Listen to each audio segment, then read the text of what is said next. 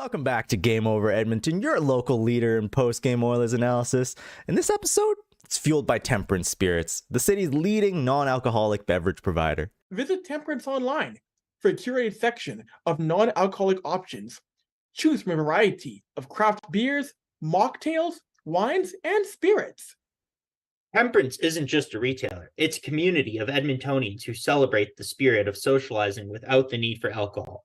And with Temperance Spirits online shop, ordering your favorite non-alcoholic bevvies right to your door is as easy as Connor scoring the winning goal. You can find our partners at Temperance online at www.temperance-spirits.com for delivery to your door, and use the code SDPN for 10% off your order at checkout. And give them a follow on Instagram and Facebook at Temperance Spirits. Oh, Dennis, can I say it? Can I say it? Are we Do it. back? Are we back? Dennis, I'm not ready to declare it yet. We're so back after next game. I made the mistake of declaring us back after Seattle. I will not be fooled. However, the signs in this game, the plays that the Oilers were making, so different from the Seattle game. Like, that was a lucky Kane hat trick, whatever, to get you to overtime and eventually win it. This game, this was vintage. This was vintage stuff. 5 points for McDavid, 9 points in his last two games. The one-timer on the power play from Leon Draisaitl actually worked. You had Bouchard chipping in. Ekholm had a goal. Kane looked like a monster. This was, I get that the Ducks are the Ducks, but also this year, the Ducks, I mean, up until the last 6 games, have not been the Ducks. Like, they were in the second and final wildcard spot. Yeah. Well, here's the surprising thing too, right? We've had all these struggles. We've gone through the issues of, okay, is McDavid hurt? I still think he's a little hurt, but he's definitely coming back, and he's turned that dial to 11. He's 100% given it his all. There's still some signs. I mean, we can get to the issue in the third when he kind of just back skated into Gibson. There's a weird one there, but he's doing so much better, and he's gone back to vintage McDavid style, like you mentioned. The McDavid Draisaitl connection's been back in the last little while. I know you want to jump in, and last point, Darnell Nurse. What a game, hey? What an incredible game from him as well. Obviously, he got unshackled from CC in the first period, so maybe we'll talk about that in a little later on, but let's get to what you want to talk about. Well, I can start with Darnell Nurse because it's actually a little funny. He was outshot by the Ducks when he was on the ice 9-15. However, the Oilers outchanced, in terms of high danger chances, outchanced the Ducks 7-4. Now, I saw up until the second period, the Oilers only had like 1.6 expected goals on like however many shots, but they were getting breakaways, odd man, like tons of high danger chances. So it's a little odd. And I think it was Austin make the point on Twitter, just like, that's still the problem with the models. And we look and we rely on these stats to tell us, the Oilers have been dominating the first 13 games and getting unlucky. And then tonight, when they explode for that many goals, that it looks like they got lucky again. Just want to say before we jump into everything else, what's up to like MGD, Travis, Swoosh, Mike, David W, Wise Kyle, everyone back in the chat joining us. I think we got almost 40 people right now. So yeah, let's keep pumping those numbers up. Hit like if you haven't already. We appreciate you joining us on a rare, non-depressing night this season for Dennis and I, because every night it seems like we're just talking about how it's over. And, funny enough, 2 games later, and we can get into this, and we're going to get into the game right away, but I just want to start off by saying, I am not ready to declare the Edmonton Oilers back yet. I'm on the verge. It's on the tip of my tongue. I can feel it coming out of my mouth, but they got to beat Vegas. Here's the thing, right? 2 wins in a row, and you suddenly start feeling the momentum again. Next one against Vegas, that's the big test. If you can win against Vegas, and Vegas has been starting to come back down to earth, right? They're not having a great stretch. The crossing. Yeah, exactly. That's going to be a really good game. And the Oilers have to build on this upcoming homestand. -1 game in Winnipeg, which is weird. Like, what's going on there, NHL schedule makers? Other than that, like, we have eight games at home or something like that. Ridiculous. Some good teams are going to be coming to town. Like, Carolina is going to be coming to town. Obviously Minnesota, we have always had difficulty against them. But this is a great opportunity. You're going to be well rested. You're going to be in your own beds. If you can pick up a couple of points here, who knows? The Oilers could be back into a contending spot. And I mean, this was the team that for the last, up to this week was holding that final wildcard spot. Like Seattle is under 500 in that final wildcard spot. As garbage as the Oilers have been, and again, we're going to jump into the game in a couple seconds here, but as garbage as the Oilers have been, the final wildcard team is under 500. They're 8-9-2 or whatever Seattle is, right? Like it's there for the taking to get into the playoffs. And we'll get into the goaltending conversation. Let's leave this here, jump into the game. We can kind of get back onto the bigger picture stuff after. But man, it started out pretty rough. Like I was scared that we got that burst, that PDO regression in Washington, and then we were right back to the 23-24 flat on your face Oilers this year, because the first goal comes, McDavid kind of gets rubbed out by Gudas right on the rush the other way, and it wasn't it was an all right goal. It was a lateral. Speaking, I would have had to move lateral. It was not tracking the puck well early at all. Max Jones gets his third of the season on Stuart Skinner on a 2-on-1, and it was the first shot of the game, or Anaheim was shooting that Edmonton 4-1 at that point, something like that. Like it was not a good start. No, and early on, like Skinner was showing a lot of signs of confidence issues or something like that. He's not holding on to pucks. Like there were a couple shots that went right into the crest, and he just could not hold on to them. Had to scramble and put a glove on the puck that was dropped. I don't understand what happened in the game that suddenly triggered. After a shutout, an amazing performance. Where he came into the game, and it wasn't like he became shaky after a bad goal. Like from the start, just could not hold on to the puck. At one point, kind of when it was 2-2, right? The Ducks, or when it was 2-1 for the Ducks, they hit the shot off the post, hit Skinner in the back. It's lying there in the crease. Every shot, it felt like was seconds away from going in. And the Oilers were the team getting lucky. They were getting the bounces to keep themselves in the game. But, right after the Ducks score, Evander Kane, Connor Brown, finally, we don't have the Toby Reeder curse, gets his first point as an Edmonton Oiler. Evander Kane stays hot one-timer. What a pass from Draisaitl in the neutral zone. The neutral zone play tonight, I think, was one of the bigger changes, right? Something you were talking about. One of the big changes in the neutral zone, and on that goal, I want to comment on the fact that was an excellent D-zone entry denial by Bouchard. Quick little pass out to Ekholm, and Ekholm found Draisaitl. Draisaitl found. It was just a beautiful, like all five players touched the puck and contributed on that play on the Kane one-timer goal. And yeah, like Kane is red hot. Like he has been so hot. He had 10 hits tonight. I know they were making a joke tonight. He's going for the record. He's going for the record, but he was a buzzsaw, and he has been a buzzsaw in the last little bit. One of the few bright points before the rest of the top six kind of came back to life. Well, you think about how bad he was for the first 3-4 games, right? And then just to see him be for a long portion of time, especially when McDavid and Draisaitl were broken. He was the best player on the Oilers for a while, and watching them get back up to speed and watching Evander Kane maintain the level of play that he's playing at is awesome to see. Like he's showing no signs of slowing down. Like I think over the course of his career, he is a streaky player. He'll definitely score in bunches, but 10 goals so far already into the season. Him and Hyman have been carrying the load offensively. They've both been awesome. But yeah, just to jump back into the game here, that right after that beautiful play by the Oilers, you think that, okay, the Oilers got their goal, they're back into it, but this was a bad one, man. This was a bad one. This is like, this goal to me, it obviously, like we can sit here and say it's a microcosm of the Oilers season, like just, decent play. They well defended by Desharnais in the slot. Like he did everything he possibly could on Max draped Jones, all over him. And he just turns around, gets a weak shot, slides on the ice, very slow, right under Skinner. He was not tracking the puck well at all. And that is the goal.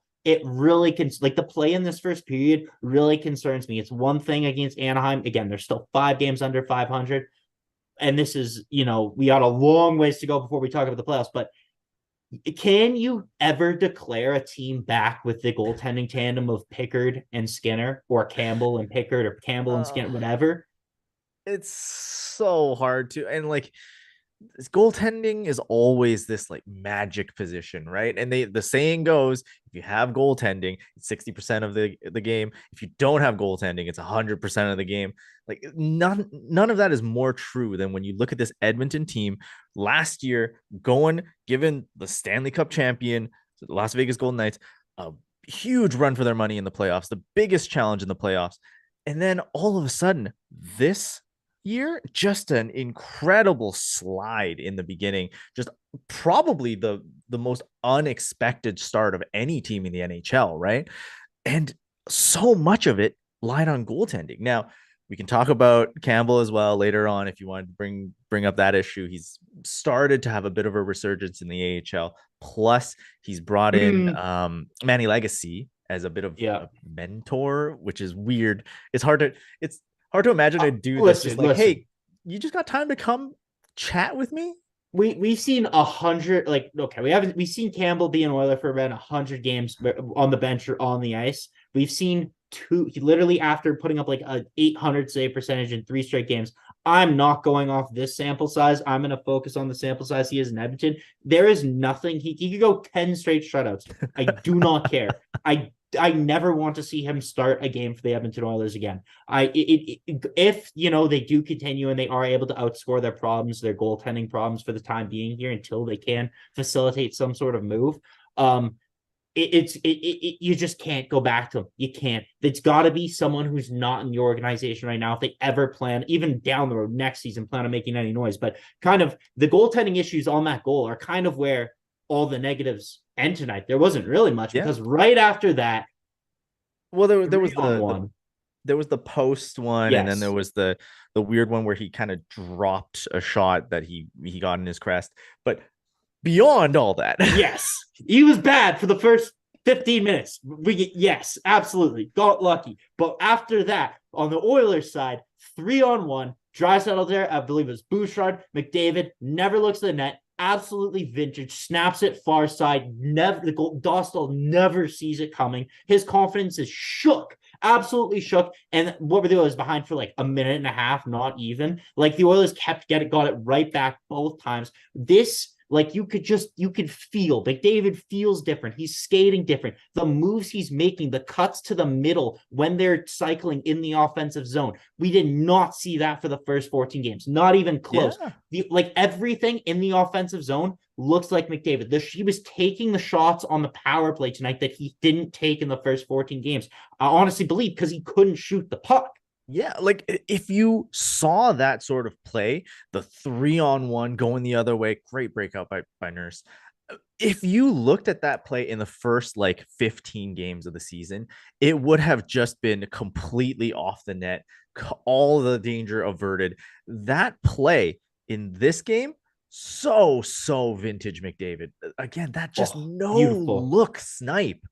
It's so back. And again, I said it at the top of the show. I still think McDavid is nursing something there, but he's definitely got his hands back. His skating's back. I think he's pretty much on the cusp of being fully Connor McDavid. I think he is fully Connor McDavid. I do agree with you, though. I don't think he is fully 100% yet. I think it's going to take a lot of time, but we're just starting to see the luck turn. We're just starting to see these pucks go in the net, these chances that they were getting earlier, whether something insanely unlucky would flip over the net, off Hyman's back, off ball over a trip over a broken stick, like all of these plays, they've evaporated in the last 2 games, and it's awesome to see. Like, we got to hope it continues. They got to take it one game at a time, because right after this, and again, you need your best players to play well. You need Darnell Nurse specifically. He's your boat anchor. Well, I don't want to call him an anchor. He's the guy, man. He's your anchor on the back end. He's the anchor in like the running sense, not in the boat sense. Although sometimes in the boat sense, but we're trying to say in the running sense. Tonight was a positive Darnell Nurse anchor game. He was awesome. That pass he made on the 3-2 goal to Ryan Nugent-Hopkins on the breakaway, another vintage Ryan Nugent-Hopkins goal, probably one of the best passes of Darnell Nurse's career. It was a beautiful, through everyone on the ice, right to Ryan Nugent-Hopkins. No mistake. It was 3 goals on 4 shots at that point.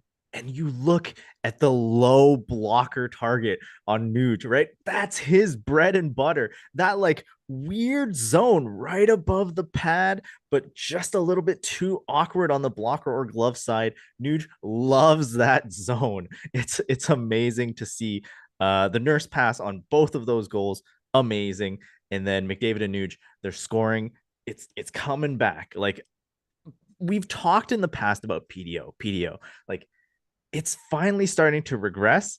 And when this team is able to score and still like you could be a little bit weak defensively and outscore your problems, that's Edmonton. If they play defensively and they're scoring, you're screwed. If they're not great defensively but they're still scoring, you're screwed anyway. That's the Edmonton Oilers type of hockey. It's so good to see it back, but you're right. We have a long way to go. I mean, who would have thought that this would be the position that we're coming from? But tonight's a great night because if you look at the score sheet, we've talked about McDavid, we've talked about Nuge. Later on, we're going to get more into it, but you have other producers outside of the top six as well. You got a Hamblin goal, you got an Ekholm goal. Like that is great to see. Let's keep going down the list. Well, yeah, right after that was the Ekholm disallowed goal, right? He gets the feed from Kane, and because of the snow in the air, you can't make out the angle because the NHL shoots everything on their BlackBerry Bulls. I can't understand why this league doesn't implement any sort of like eagle eye technology. Tennis has been doing it forever. Soccer put it in, and now you know what? The game's great. You got VAR reviews. It's hype. There's trackers in the pucks. Like it already exists. Why are we using these horrendous camera systems where it's just like, you know what? We don't have a good angle. It's not definitive. Let's just keep playing. Like, I don't understand. You can track how fast people are going, where the puck is, how hard they're shooting it, but you can't tell me if it crossed the line or not. What?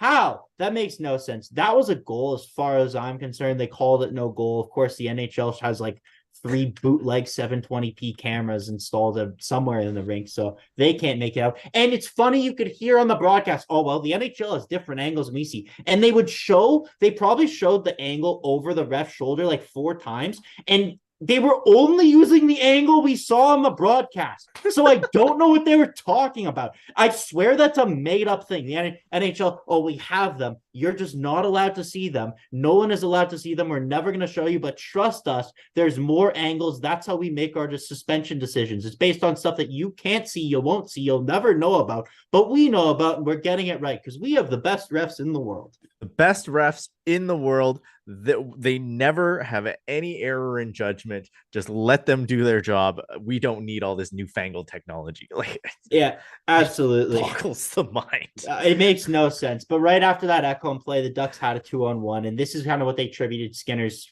play to after. I can't remember who it was. I believe it's Troy Terry. Takes a shot. Skinner, it goes in Skinner's glove, makes an decent save. And up until that point, he was kind of getting out-assed by Lucas Dostal. Like one of the few games where the Oilers did not have the worst goalie. But after that point, Skinner kind of cleaned it up. There was a significant better amount of rebound control. They looked a lot better. And then, slightly after that, this was another beautiful goal. Connor McDavid, what we talk about when he makes moves to the inside, stuff we didn't see, and the passes that weren't connecting for the past 14 games, obviously outside of Washington, all of a sudden he was hitting them left and right the last 2 games.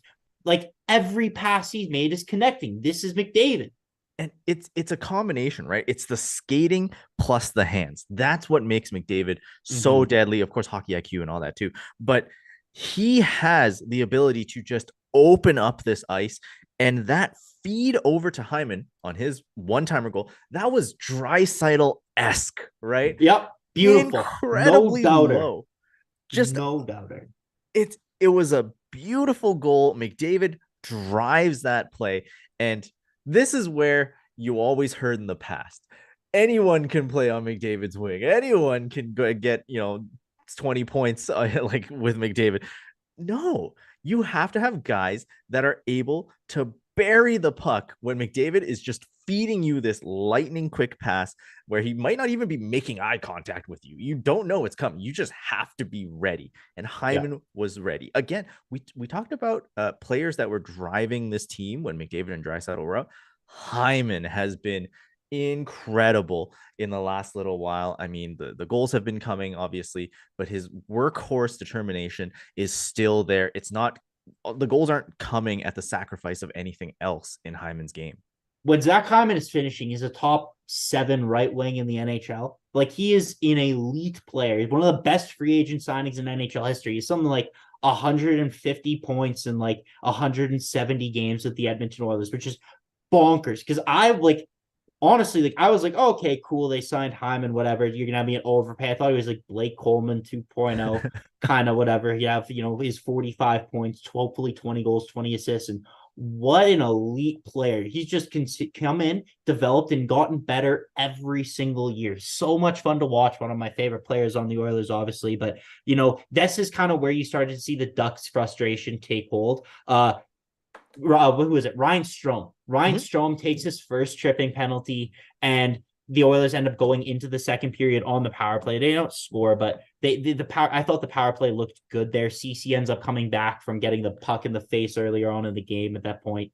The only thing about that power play that irked me a little bit was it was very late, right? But they had chance maybe for one more push, and Bouchard was so lackadaisical. He was just like, his back is turned. He's not even looking up ice, and he's just skating back slowly, playing around with the puck a little bit. And I don't know who it was on the Ducks, but he like pushed the puck off of Bouchard's stick, and I was so angry about that. Yeah. I saw it. It was on the power play. Oh, yeah. It was on the power play. And they almost, like, if the Ducks player was probably a little quicker, had a little bit more finesse, they probably would have ended up with a breakaway. And thank God for the recovery, because I think a forward came in too to help recover. Yeah. Maybe it was Brett Kulak off the bench. I can't remember exactly what happened, but nevertheless, not Bouchard's brightest moment. But again, that you got to expect that with him.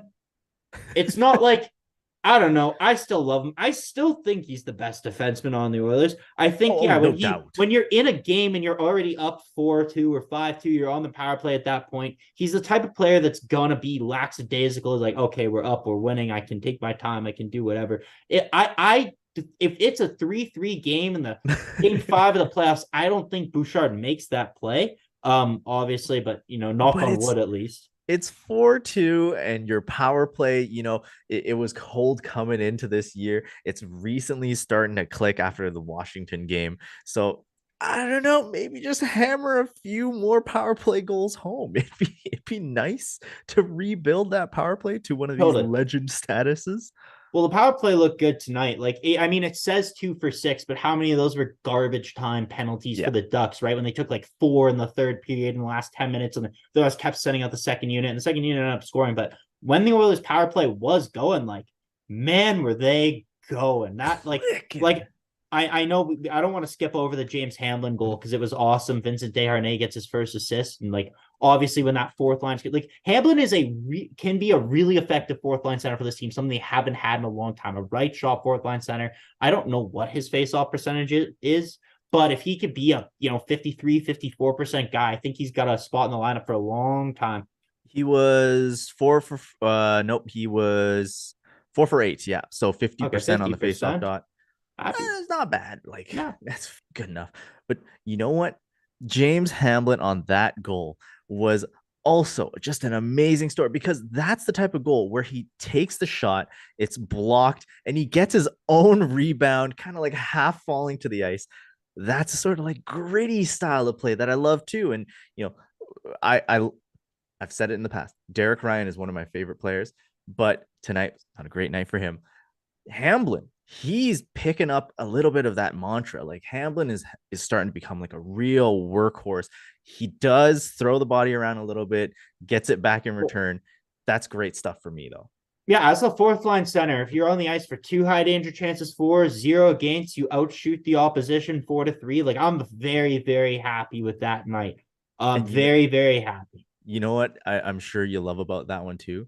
What? That's Adam Ernie's first point. That's how bad the Ducks became. That's when you knew that the Ducks gave up, when Adam Ernie got a point. That absolute bum. I don't care how positive I want to be. I'll never be positive about Adam Ernie. It's too Hey, far gone.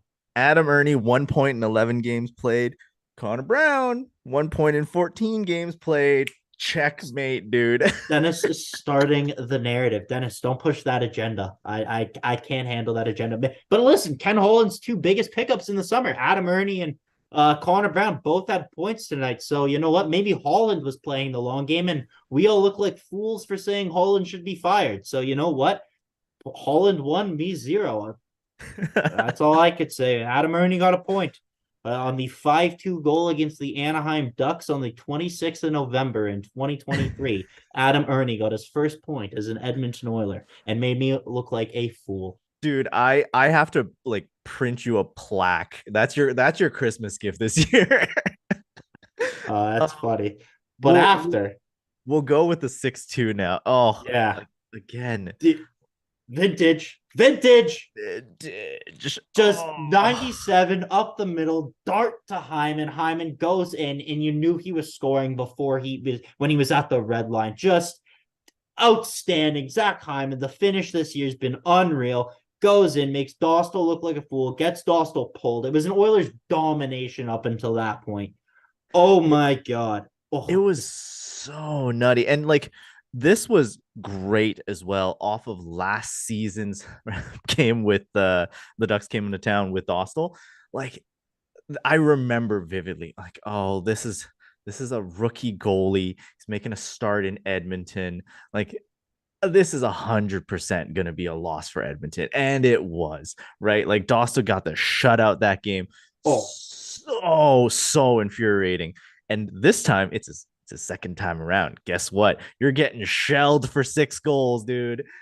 Dostal's a good goalie, man. Like, I was surprised that he looked so lost this game. And again, the Oilers kind of put the Ducks in a blender. Like, those goals were, as lots of Oilers fans would love to point out whenever Jack Campbell, Stuart Skinner, Calvin Pickard let him go, well, actually, that wasn't his fault because Brett Kulak could have been 4 feet to the left of the hash marks because in Mikey Easiamont was, 2 feet. Like, they let in shitty goals all the time. The Oilers put them in a blender. Like, it was breakaways. It were cross-crease pass, no doubt, or one-timer from Hyman on the left side, one-timer from Draisaitl on the right side later in the game. Like, I understand. Dostal did not play good by no means. Like, that is not a good performance. But, like, to be fair, the Oilers were dominating at that point. Like, it seemed like everything was going in. It just wasn't his night. Whatever. I know Dostal is like a legitimately good goalie prospect and will be a good goalie for a long time.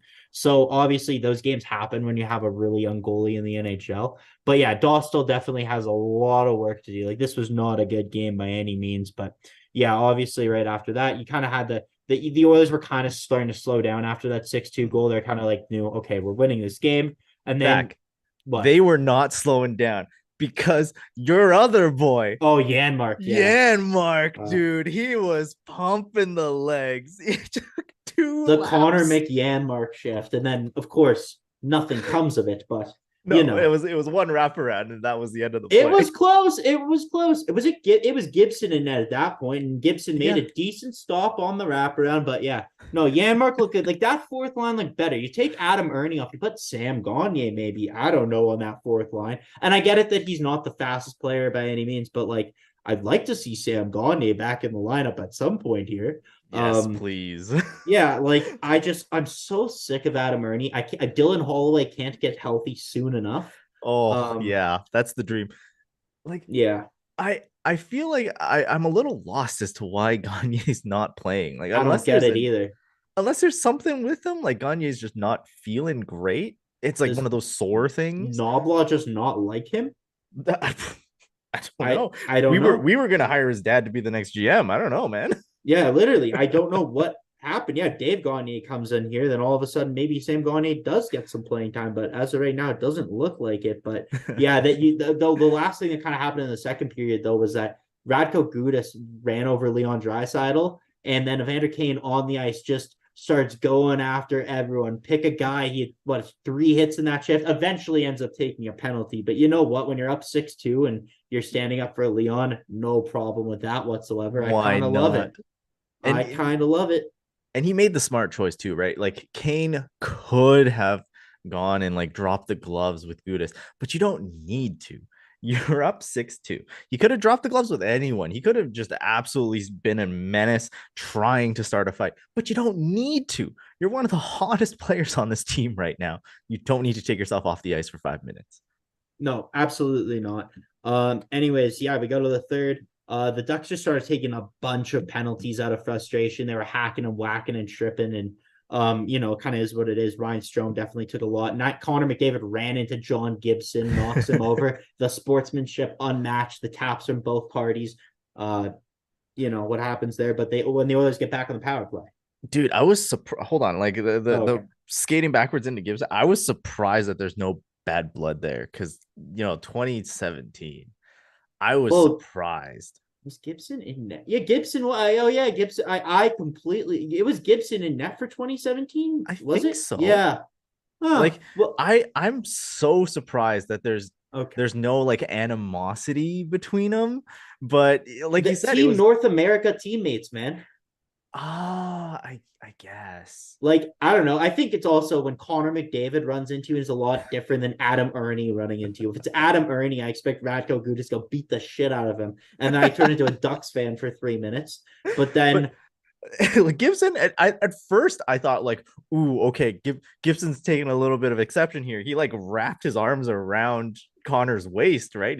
I thought he was gonna do a little bit of like a suplex off to the side. It looked like a wrestling move. Like, it was pretty funny. It was very weird, but I love to see the taps, man. I love to see the taps. And then, but the Oilers do. There was like that. It was like that weird. Oilers get a penalty, 4-on-4. Ducks get a penalty. And then they end up negating their own power play. I don't even know what happened there. Long story short, they always end up with a power play somehow. We missed one because there were so many. But like the one that Fogel drew was really good. Like Fogel was skating hard in the offensive zone, draws a really good penalty. Then it was Connor McDavid getting tripped, I believe, was the next penalty. Yes, yeah, that one. Again, like just a little bit of pressure, a little off the cycle, and then that was just McDavid flying in the offensive zone, and it wasn't like he kind of got his skates tapped, but he fell over and he was moving really fast. He deserves to get that call more, honestly, so I'm not complaining about that. And then in between there was a Darnell slash, I believe, on Mason Tavish, I want to say, or Alex. I think it was Sam Carrick. But it was also weird because it wasn't really like a slap. I thought it was more of like a trip or something. I remember it was weird. It was a weird sequence. Yeah, I remember looking at it going like, oh, okay, so yeah, he's gonna get blank call. And then it showed up on screen as a slash, and I had to like, oh, well, I'm gonna white this out and write it. Yeah. Oh, it was Rob McGinn. We just got producer Rob in our ears. This is the weird thing, right? Like there were just a bunch of off penalties at this point in time. It was a lot of frustration from the Ducks. Anaheim was taking genuine frustration penalties, but Edmonton's were kind of just like, yeah, we'll give them one because we kind of called two on the Ducks recently. Well, that's what it felt like with the Nurse. It felt like they were looking for it to even it up because they're like, okay, they was up 6-2. I don't want them back on the power because for the next goal, right when they're up 6-2, this is kind of why I think they started giving the Oilers calls because they put them out on the power play. The top unit does go out there, and we've said vintage. We use it loosely throughout the night. But it does not get more vintage. It does not get more pretty. It does not get more spectacular than 97 cross-ice 29 one-timer back of the net. It does not get more perfect. How many times this year did Leon miss the net? How many times this year did Leon hit the post? How many times this year did Leon get robbed by another goalie? And now it's going in. How many times did Leon just whiff, right? Like McDavid's pass was off the mark or he just mistimes it. This was so incredibly vintage.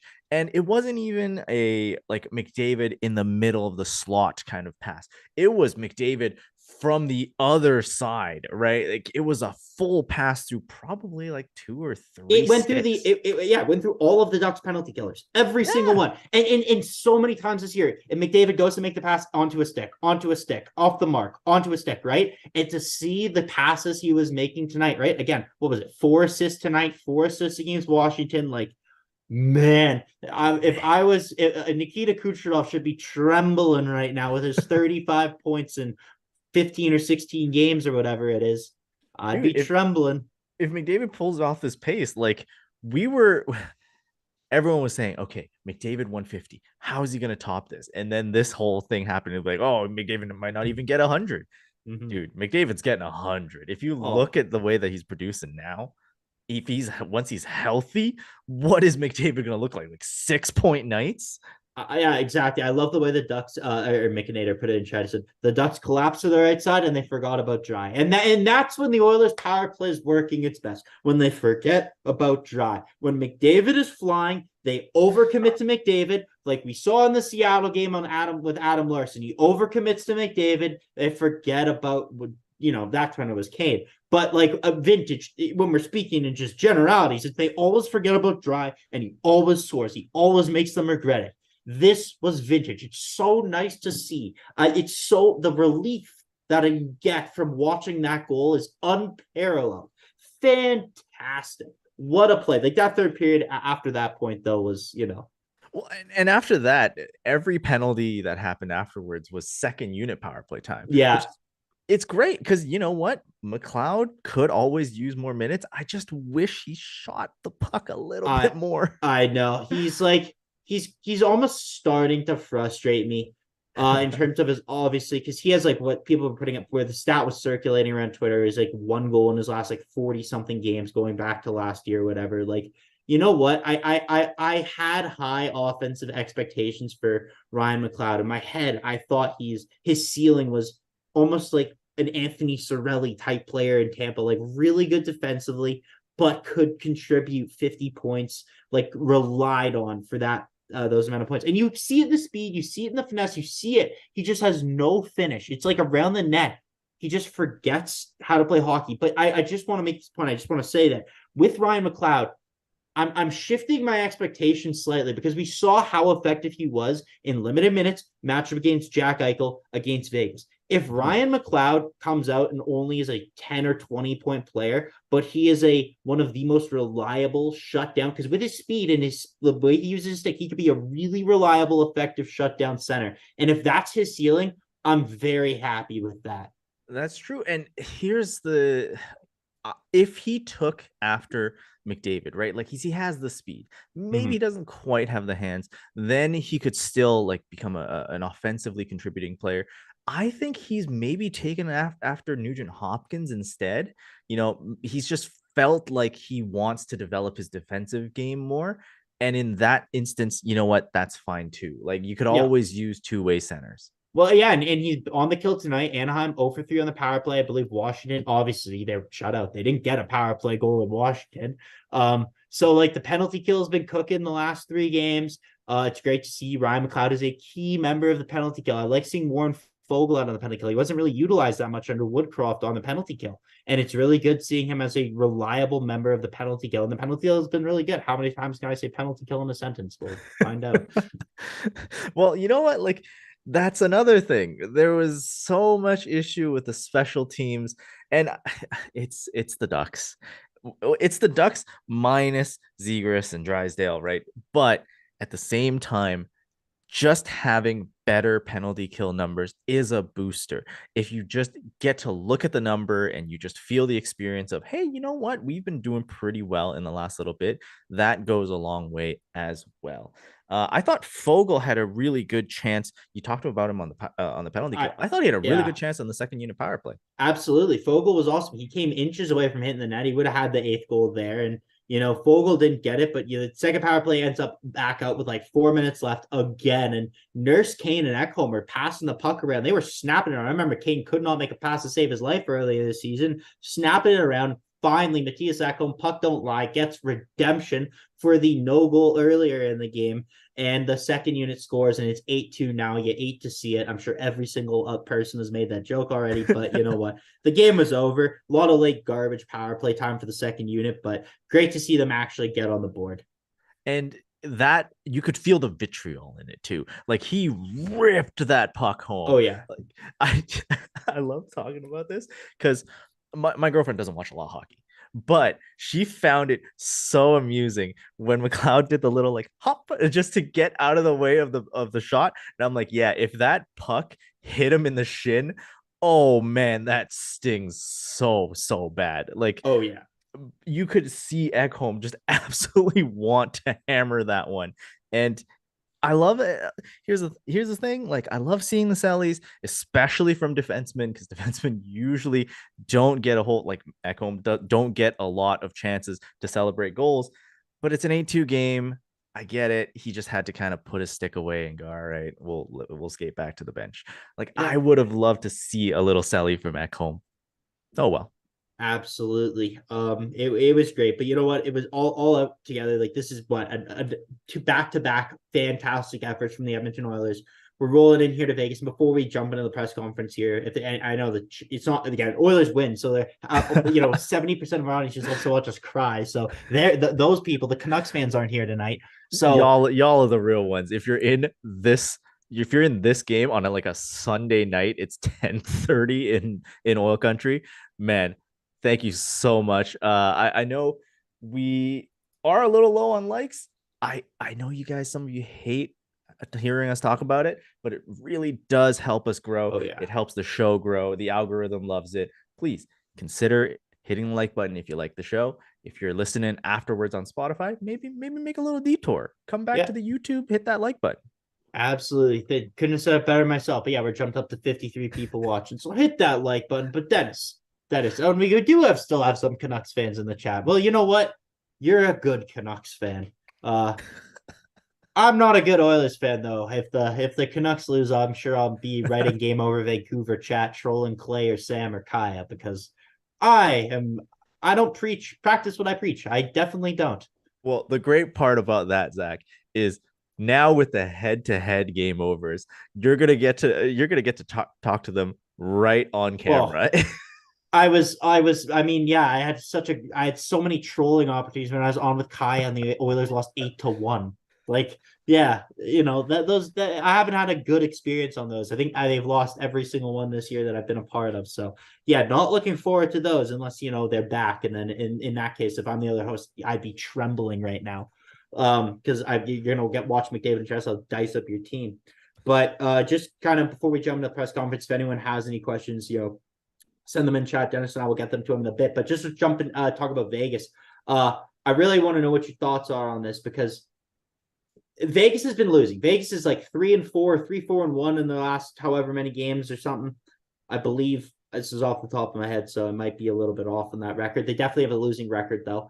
The Oilers lost to Vegas in Game 6 famously last year. The Oilers lost Pietrangelo, chopped Draisaitl's wrist. Kane was a menace. They hated Evander Kane. Kane hated them. How much do you think do we see a carryover from last year's playoffs in their first meeting? Because I remember that was a big part of the strategy. You make Pietrangelo pay next year. You don't make him pay for the chop that happened in Game 5 or whatever it was, Game 4. It's so hard. Like, if Edmonton and Vegas was still contending for like that 1-2 spot, it would be I think a different story.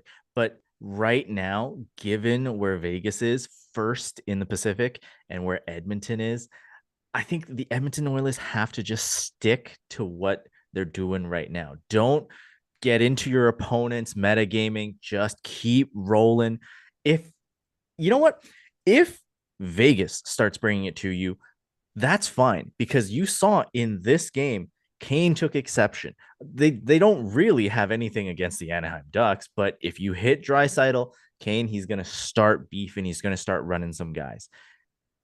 If Vegas starts taking it to you, but right now the Oilers are so perilous. Their position is just so shaky that I think it's more important, and I think this is what Nobla is going to say, to just play your game. Don't think too much about who's on the other side of the ice. I agree, and I could see Nobla saying that, but I could also see that message kind of running a bit thin because Chris Nobla wasn't there during that playoff series, right? So it's do you call up if you're Novak, do you call up Woodcroft just for this game? Just like, hey, be on the video screen, give him a little Zoom call pregame. I call Woodcroft up and keep him back up. Like I whatever, but that's a whole other conversation. But I'm really interested to see. Obviously, I they can't keep starting Skinner the way that they are. Like Pickett's had one start since he's been here. Like Skinner's pretty much started every game since Campbell's been sent down. We're not having a Cam Talbot 72 starts in 82 games type thing. Some domino has to fall. And if your solution is waiting for Jack Campbell to find his game, which I don't understand, find his game. What does that mean? He's never had a game to be found. Like, has he ever come in here? Have you, like, there has never been one point in his entire tenure. Oh, thank God, Campbell's in the net. We're good. He's literally sucked from start of the contract till this very day. He has not had two consistent starts back to back. Just because he shut out the Stockton Heat, the Coachella Valley Fire, I don't care who or what or however. I don't care if Wayne Gretzky was playing in the AHL. I do not give him another start. Like, you need to get a goalie. We saw how shaky Skinner was. And it's Anaheim.